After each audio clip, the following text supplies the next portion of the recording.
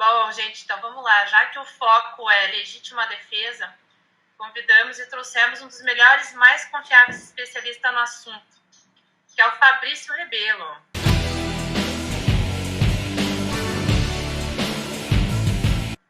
O Fabrício é pesquisador em segurança pública, coordenador do CEPEDS, que é um Centro Independente de Pesquisa, e autor do livro Articulando Insegurança, Contrapontos ao Desarmamento Civil. Eu vi ali que já está na 3ª edição. E, além de tudo isso, ele é um colaborador aí de conteúdo do portal do Tiro.com. Mas isso é só uma pincelada. Eu acho que agora eu vou passar a palavra aí para ele se apresentar para o pessoal que está acompanhando essa aula extra, falar um pouquinho do teu projeto, do teu currículo, para a gente poder daí bater um papo e tirar nossas dúvidas, que são muitas. Bom, pessoal, muito obrigado pelo convite. Para mim é uma grande satisfação participar aqui com vocês. Tenho aí esse histórico na área de segurança, né, na parte de pesquisa e voltada ao controle de armas, algo que começou lá em 2005, quando tivemos aí o referendo sobre o comércio de armamento aqui no Brasil. A partir de quando aquilo me soou errado, me criou a nítida impressão que para reduzir o uso criminoso de armas, nós estávamos propondo desarmar as vítimas, quem não usava essas armas, e a partir disso passei efetivamente a me dedicar à pesquisa nesse campo, vim produzindo bastante conteúdo, bastante material jurídico, e grande parte disso resultou na criação do CEPEDS, o Centro de Pesquisa em Direito e Segurança, que hoje já tem uma atividade bastante consolidada, inclusive com alguns cursos, a condensação de indicadores. E outra parte grande foi reunida justamente no livro, o Articulando em Segurança, que tem aí um material para quem se interessar em desconstituir os discursos desarmamentistas, tem ali bastante material nesse sentido. E aí vimos, mais uma vez, né, um novo ciclo de governo, aí tentando buscar avanços regulatórios na área de segurança, com enfoque na regulamentação de armas, que vem sendo trazida como um grande mito, um grande dogma nessa área, quase sempre associada a aumentos nos indicadores criminais, e até um fato bastante positivo, pela primeira vez na história, nas últimas décadas, nós temos um cenário completamente diferente. Nós temos acompanhado aumento na circulação legal de arma de fogo e diminuições dos nossos indicadores criminais. Então, estamos num momento muito propício à discussão técnica desse tema, se desapegando desses dogmas, desses discursos de senso comum que, infelizmente, contaminaram o assunto por tanto tempo. Bom, doutor Fabrício, obrigado aí por estar com a gente. É uma honra realmente ter você aqui com a gente. Bom, a primeira pergunta, que particularmente até uma dúvida que eu tinha há bastante tempo atrás, e eu acredito que seja uma dúvida que o pessoal tem aí quando recém está começando a falar de arma de fogo, está tirando aí a licença para ter em casa, o registro. Sobre legítima defesa. Então, consegui minha arma, tô lá, registrada na Polícia Federal, tudo certo. Tô em casa, sábado à tarde, no sofá, invadem minha casa. E aí? O que eu posso fazer? Essa é uma das questões mais cruciais para se entender a nossa regulamentação legal sobre legítima defesa no Brasil. Nós não temos aqui o direito amplo de defesa do nosso espaço. Nós temos isso em diversos outros lugares do mundo, que são consagradas como as Stand Your Ground Laws, as leis de defesa do seu espaço, que a partir do momento em que aquilo tenha sido violado, o indivíduo está autorizado a se defender. No Brasil isso não existe. Então, o simples fato, né, não é simples, mas para a nossa legislação é assim considerado, a mera invasão do domicílio do indivíduo não é causa para o exercício pleno da legítima defesa. A nossa legítima defesa por aqui é assentada em critérios estritamente subjetivos E esses critérios vão ser sempre analisados caso a caso. Então, nós só teremos legítima defesa quando nós tivermos uma reunião de alguns fatores, que é uma agressão injusta, atual ou iminente, a direito próprio ou de terceiro, e aí que vem o mais importante, e que vai ser repelida com o uso moderado dos meios necessários para que ela seja repelida. Então, no mesmo cenário de uma invasão de domicílio, nós poderemos ter a concepção, o entendimento de que aquilo oferecia um risco para o dono da casa, porque essa invasão era de alguém que estava armado, que já no dono da casa, e aí ele poderia reagir. E teremos a compreensão de que não, que foi uma mera invasão, que aquele indivíduo não estava ali oferecendo um risco imediato e que, portanto, essa reação, por assim dizer, esse tiro em reação àquela invasão seria desproporcional, ele não se enquadraria na moderação que a lei exige. Então, é um tema extremamente complexo. Nós sempre precisaremos analisar, caso a caso, as circunstâncias daquela ocorrência, para daí saber se ela autoriza ou não o exercício da legítima defesa. É algo que se vem buscando mudar.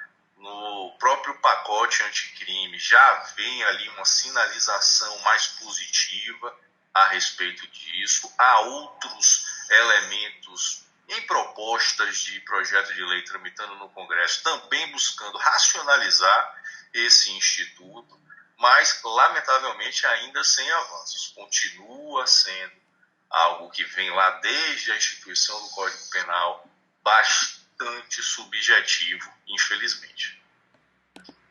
Entendi. Então, basicamente, a gente não tem uma segurança jurídica do que pode ou não, se eu posso ou não usar a arma para me defender. Exatamente. Tudo vai depender das circunstâncias, e muito pior do que isso, não é nem só da circunstância em si, é do julgamento que vai ser feito sobre aquilo. Nós, às vezes, nos deparamos judicialmente com situações idênticas que são entendidas de modo diferente. O que um julgador entende que era a utilização moderada dos meios necessários para repelir a agressão, um outro pode entender que foi uma utilização excessiva, que aquilo não era adequado àquela agressão que estava sendo sofrida. Então, infelizmente, um dos pontos mais inseguros na nossa legislação. Nós tivemos agora no Brasil a solução, o julgamento do recurso envolvendo o cunhado da apresentadora Ana Hickman, que delineou bem isso. A compreensão do Ministério Público foi uma compreensão de que ali houve excesso de legítima defesa. E o indivíduo ficou aí 3 anos para se defender, para mostrar como é que a dinâmica do fato tinha sido, de fato, realizada, como é que aquilo aconteceu. E houve controvérsia, as discussões foram imensas. A gente defendendo uma posição, gente defendendo outra, justamente por conta desse subjetivismo. Seria fundamental que nós conseguíssemos avançar. Bom, na Itália nós tivemos agora um avanço na legislação, ampliando a conceituação de legítima defesa justamente para permitir o seu exercício de um modo mais amplo, mais seguro para o cidadão. Isso deveria inspirar as outras legislações, principalmente por conta dos resultados. Os primeiros resultados que se colhem sempre que se faz isso são resultados positivos, são resultados de diminuição nos indicadores criminais. Mas, no entanto, aqui no Brasil ainda há uma resistência muito grande, até a própria atuação policial ser caracterizada como legítima defesa, aqui gera resistência. Então, infelizmente, no nosso país, aqui no Brasil, é muito complicado se conceituar ou se estabelecer o que pode e o que não pode em termos genéricos para a legítima defesa. Sempre vai ser necessário analisar caso a caso, analisar todos os elementos subjetivos desse instituto para saber se o indivíduo agiu ou não realmente em legítima defesa. Tá certo. Anne, se quiser ir para a pergunta 2 aí. Eu só tenho uma uma observação com relação à invasão domiciliar. Né? Se eu tenho uma arma registrada em meu nome, que é para defesa patrimonial, né, e sofre invasão, e aí outra pessoa da minha família, né, está em condições de agir e reagir, então ela sabe onde está a arma que está no meu nome, vai utilizar essa arma para defesa do patrimônio.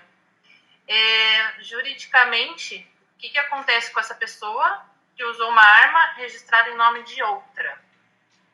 Essa é uma excelente questão, porque acontece na prática. Nós temos alguns casos em que isso, de fato, se constata. Nesse caso, o que poderia acontecer? O que aqui, hipoteticamente, acontece com quem usa, dentro de casa, uma arma registrada em nome de outra pessoa. Ela estaria cometendo o crime de posse ilegal de arma de fogo, porque aquela arma, embora esteja dentro da residência, não está registrada no nome da pessoa. Só que quando isso se dá num contexto de necessidade de legítima defesa, o que a pessoa de fato está fazendo é, teoricamente, a prática de um crime maior. Ela estaria, então, agredindo o invasor, porque na nossa estrutura regulatória penal, primeiro se configura o crime, né? Vamos supor, a esposa de um proprietário de arma pegou a arma e atirou no bandido.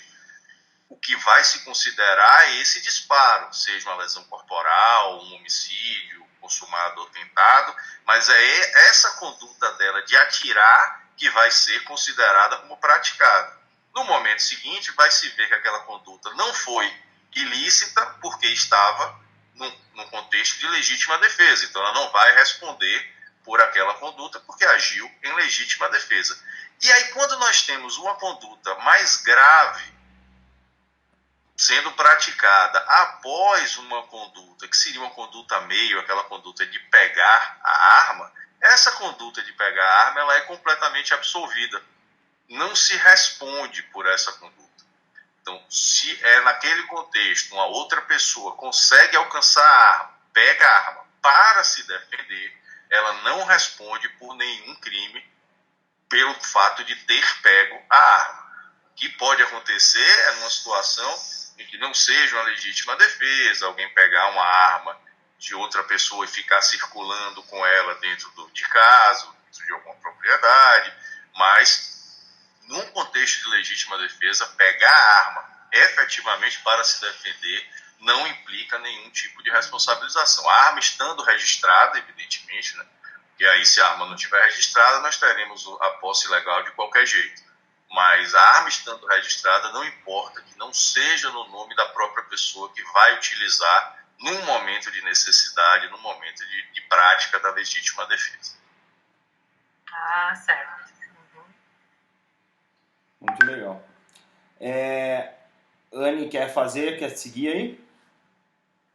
Vamos para a pergunta, a próxima pergunta. Eu acredito que seja também uma dúvida muito comum, doutor Fabrício. Se roubarem a minha arma, perdi minha arma, não estou mais com ela, tá? O que eu devo fazer? A primeira coisa que eu devo fazer e para juridicamente estar resguardada, o que você recomenda fazer? Aí é imediatamente providenciar o registro dessa ocorrência, seja lá o que tenha acontecido.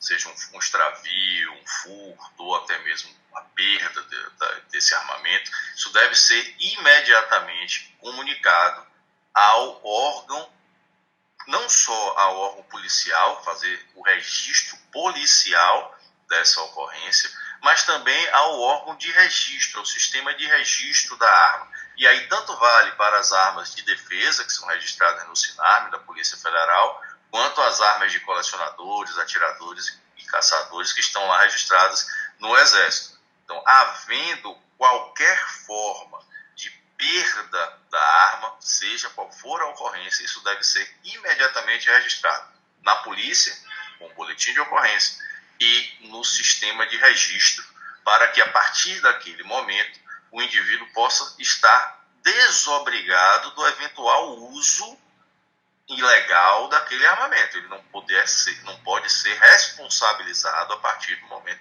que ele fez aquele registro. Isso é fundamental de ser feito em qualquer circunstância.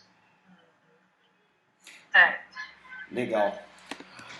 Doutor Fabrício, o que acontece se eu sair com a minha arma na rua? Opa, deixa eu voltar. Opa. Doutor Fabrício, o que acontece se eu sair com a minha arma na rua, mesmo tendo registro? Eu tenho registro, mas não tenho porte. Sair com a minha arma... Desculpe. Sair com a minha arma na rua e fui pego. O que acontece? Essa situação é interessantíssima. Por regra, ela vai ensejar a configuração do crime de porte ilegal de arma de fogo. A legislação brasileira ela estabelece, em essência, 2 tipos de contato do indivíduo com a arma. Um contato que é estático, que é o contato pela posse, e o contato que é dinâmico, que é o contato via porte de arma. A posse só é autorizada dentro de casa, do estabelecimento comercial, se o proprietário da arma for o responsável pelo estabelecimento. E agora houve uma ampliação um pouco disso, com a questão da posse estendida em âmbito rural, que se pacificou o entendimento de que o proprietário pode circular por toda a extensão de um imóvel rural, que seja dele, com a arma que possua ali registrada. Fora disso, fora dessas circunstâncias, para sair desses limites, o indivíduo tem que ter autorização do porte de arma. Então, se ele tem apenas o registro, ele só tem o direito à posse. Se ele sai com essa arma para além dos limites em que a posse autoriza, ele vai responder, em regra, pelo crime de porte ilegal de arma de fogo. Por que é que eu digo em regra? Porque do mesmo modo que nós vimos naquela situação que alguém pode pegar a arma de outra pessoa para se defender, existem casos em que uma ocorrência começa dentro dos limites de uma residência, começa com o exercício da posse e se desdobra para fora dela. Então nós teremos uma situação em que o crime acontece, quer dizer, o crime de porte ilegal pode acontecer durante a ocorrência. Então, se houver essa situação e o crime de porte for exclusivamente praticado dentro de um contexto de legítima defesa, ele também resultará na absolvição do indivíduo por esse crime. Uma situação hipotética, por exemplo, alguém tenta invadir a casa do indivíduo, ele tem a posse da arma, ele tenta reagir, evitar a entrada, mas por alguma situação fora do controle dele, aquela ocorrência vai se desenvolvendo, ele é obrigado a sair de casa, às vezes, para defender um filho, um familiar que vai chegando, e sai do limite da propriedade armado. Ele não tinha ali a prática autônoma, por assim dizer, do crime de porte. Ele começou numa situação que era uma situação de posse e se viu obrigado a transpor aquela situação. Então, nessas específicas circunstâncias, não aconteceria essa responsabilização, mas, por regra, são 2 coisas distintas. O registro, a posse, só autoriza dentro de casa ou do local de trabalho, e para sair disso é necessário que se tenha o porte. Claríssimo. Doutor Fabrício, com essa nova legislação, deixa claro pra gente, assim, porque assim, voltou, aprovou, teve um decreto que o Bolsonaro liberou calibre, daí voltou atrás de calibre, liberou arma longa, podia fuzil, não pode mais fuzil, que nunca foi fuzil, né? Era só uma arma da Taurus que ia poder ser acessível, enfim. Agora não pode mais arma longa, o que via Polícia Federal, o que pode efetivamente hoje e o que não pode? Apesar de nós termos tido essa confusão grande com vários decretos, né? Nós tivemos a publicação de um decreto, depois revogação do decreto, substituição de decreto, essa alteração de calibres, ela permaneceu. Nós tivemos um grande avanço nisso. O decreto 9847, que é hoje o decreto que regulamenta a disposição mais técnica, mais conceitual da aferição dos calibres, ele continua vigente. E hoje nós tivemos uma ampliação imensa. Nós saímos do que eram os raquíticos calibre 380 e no máximo um revólver 38 das armas de porte para uma gama de outros calibres que hoje estão classificados como permitidos. E aí entrou 9mm, entrou 40, entrou 45. Então existe uma opção muito maior hoje, uma gama de opções muito maior hoje para o cidadão. Isso foi delegado ao Exército fazer a listagem nominal desses calibres. O que é que o decreto fez? Estabeleceu os critérios. Acima de 1.620 joules, e se considera a arma de uso restrito, abaixo disso o uso permitido. E aí se transferiu ao Exército para listar nominalmente quais seriam esses calibres, e isso foi feito. Há uma portaria específica do Exército, a portaria 1222 de agosto, agora de 2019, que tem as duas listas. Tem a listagem de todos os calibres que, pelos critérios do decreto, são considerados de uso permitido e dos calibres que são considerados de uso restrito. Então, hoje, para se saber onde é que se encaixa um determinado calibre, a gente vai precisar olhar lá naquela portaria, que é o ato normativo específico para isso. Mas é, sim, uma quantidade muito maior, uma gama muito maior do que a que se tinha nas regulamentações anteriores. Vamos achar ali um outro problema de alguns calibres mais conhecidos do pessoal do tiro que não estão listados em nenhuma das duas, né? Isso aí tem gerado algumas discussões, mas a partir do momento que a gente tem critérios, tem um critério de energia já fixado, é fácil defender que aquele determinado calibre deve se encaixar dentre uma ou outra classificação, mas por regra todas as duas listagens estão ali colocadas e é só conferir para tirar a dúvida nominal de se um calibre é permitido ou restrito. Bom, e já que você fala em armas portáteis, falando sobre porte, a gente sabe aí que basicamente quem diz se você pode portar uma arma ou não é o delegado da Polícia Federal, né? Sai da cabeça dele. Por mais que a gente tenha os pré-requisitos e entre com o pedido e prove que a gente precisa, comprove, faça essa comprovação, é da cabeça dele que ele pode liberar ou não, né? O porte. Vamos dizer que eu faço da comprovação, já entrei com um recurso, não foi liberado. Existe algum instrumento jurídico que a gente consiga ter o porte de arma, doutor? É difícil. Pelo seguinte, como você bem disse, a nossa legislação deu ao delegado de Polícia Federal a discricionariedade para avaliar caso a caso se o indivíduo tem o que se chama de efetiva necessidade do porte de uma arma de fogo. Isso está autorizado pelo Estatuto do Desarmamento, lá desde 2003. Então, nós temos são critérios diferentes, né? Para a posse, é uma declaração de efetiva necessidade, mas para o porte, a própria lei já diz que é uma demonstração de efetiva necessidade. E essa demonstração é dirigida ao delegado da Polícia Federal e cabe a ele entender se há ou não, de fato, a necessidade que se está informando, né, que se está alegando. Isso tem uma regulamentação que está fora do Estatuto, está fora do decreto, é no âmbito da própria Polícia Federal. Durante muitos anos nós tivemos uma instrução normativa citando algumas profissões que eram profissões consideradas de risco. Isso, inclusive, se tentou colocar em um dos decretos do presidente que não deu certo, foi justamente no decreto que foi derrubado no âmbito do Senado e acabou sendo revogado.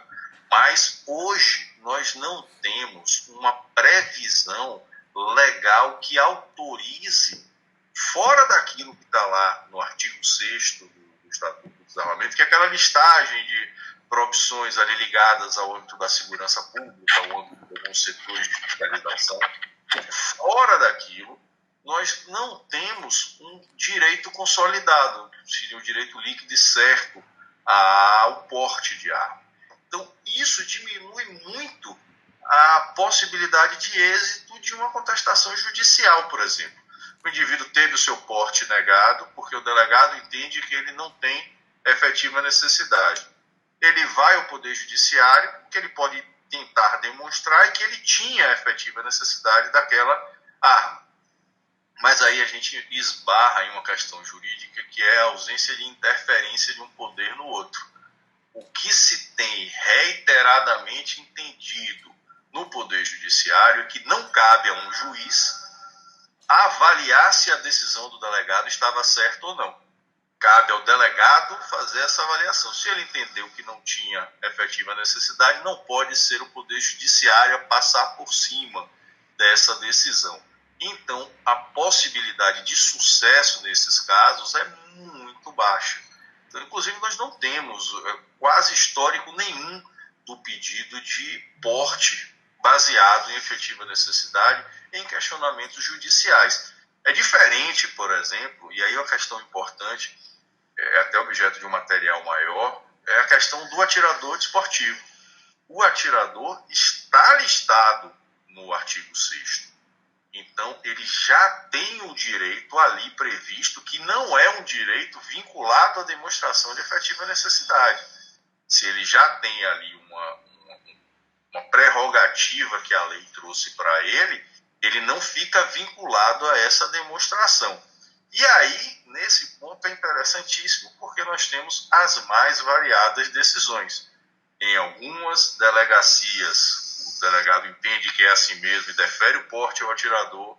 Em outras, entende que aquilo ali não é porte. Tem gente que entende que é só porte de trânsito. E no meio dessa confusão, não se estabelece o regramento que é efetivamente aplicado a essa categoria. Mas, pela sistemática legal que é adotada na lei, o porte do atirador está junto dos portes dos policiais, está junto dos portes das Forças Armadas, dos agentes de fiscalização.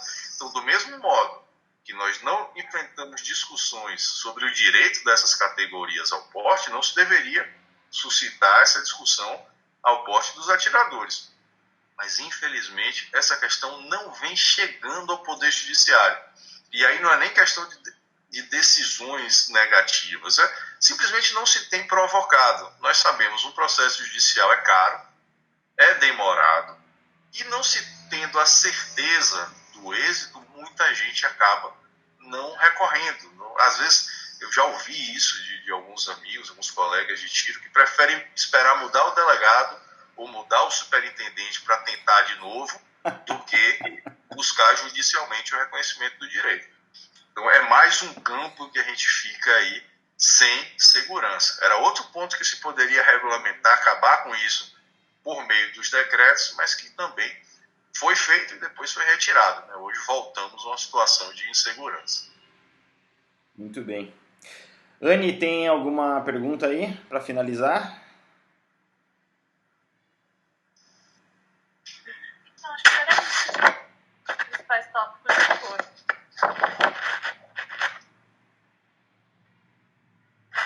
Era isso.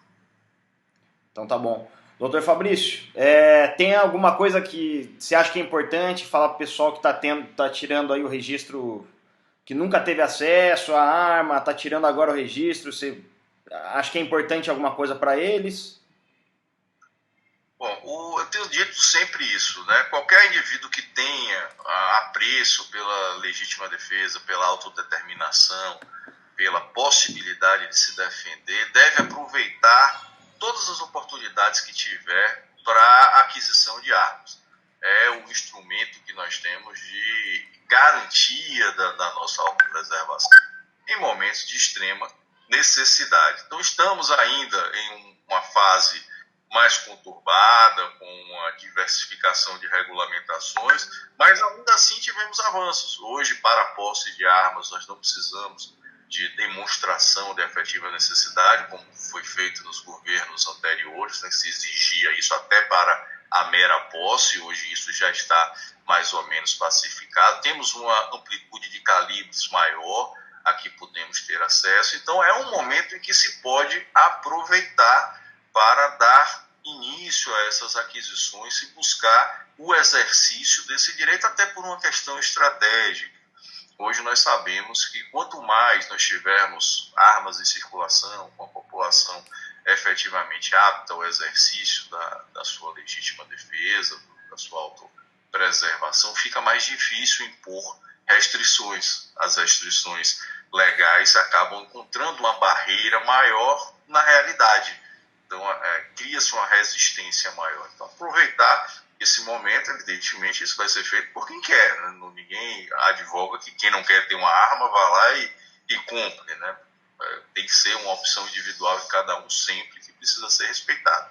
Mas aqueles que têm esse interesse podem aproveitar esse momento, inclusive para ter acesso a armamentos que antigamente eram absolutamente inviáveis para o cidadão comum. Tá certo. Doutor Fabrício, muito obrigado. Obrigado aí por tirar todas as nossas dúvidas.